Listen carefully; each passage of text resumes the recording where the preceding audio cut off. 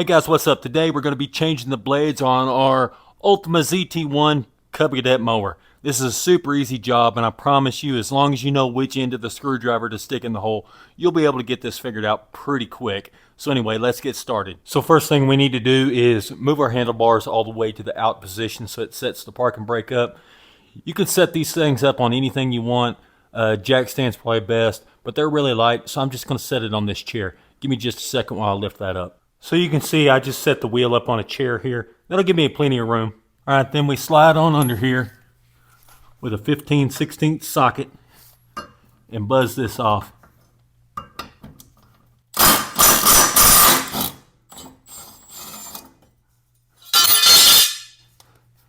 Just like that. And we'll grab the other side also.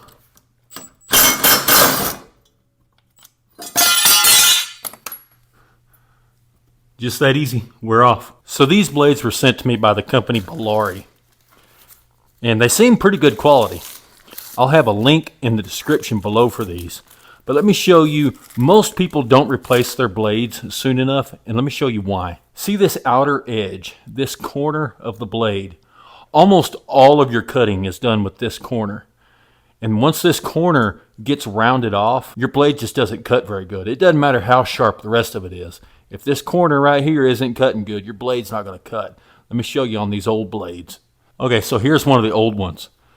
And it doesn't really show up on camera that well, but this corner is just completely worn off. I've sharpened these down a few times and taken that back. This side you can see it a little bit better, how that's worn over. Well, it's that very tip corner, well, half to quarter inch of the blade that does almost all of the cutting. So if you've got a really bad quality cut, but your blades are still sharp, that's what you need to do. You need to replace that blade so you can restore that corner. The only other thing you really need to worry about with these, and it's a pretty simple thing, is to not put the blade on upside down. These blades have a bevel on them. That bevel goes up and the flat part goes down. Put your washer on, start your nut, make sure it's sitting on there like it should, and then move to the other side. You want that to be good and flush. Make sure it clears everything. Make sure you're not hitting something. And this one seems to be good. It's clearing all sides. And we come to this side and we do the same thing.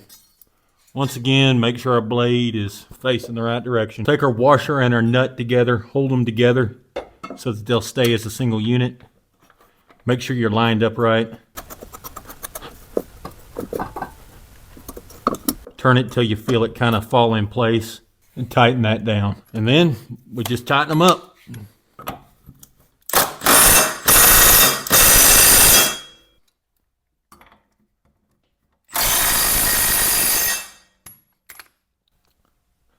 And that should have it done.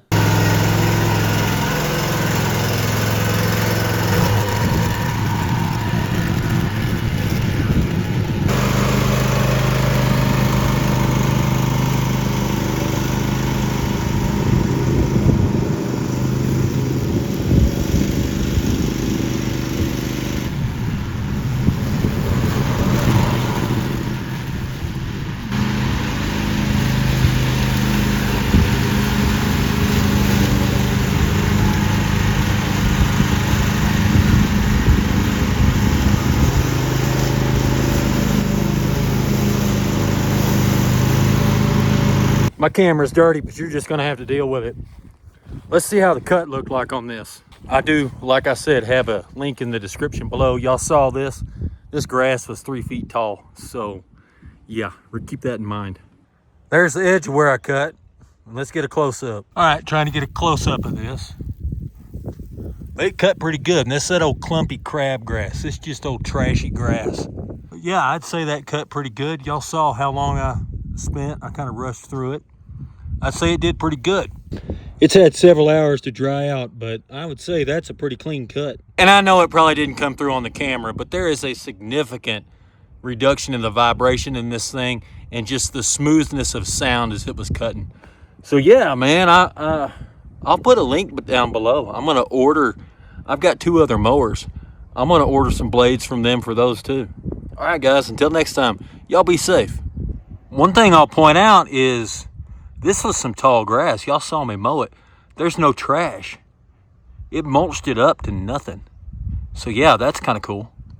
Here's a better shot of the clippings. Once again, remember, this was 3 foot tall grass.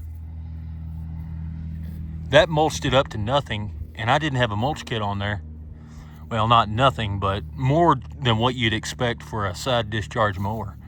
So I'm actually pretty impressed with that.